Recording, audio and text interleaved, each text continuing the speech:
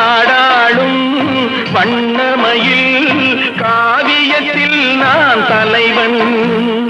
நாட்டில் உள்ள அடிமைகளில் ஆயிரத்தில் நான் ஒருவன்.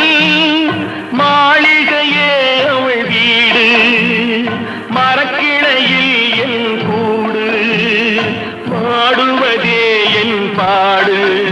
இதில் நான் வந்தமா நெஞ்சை நாடுவதெங்கே?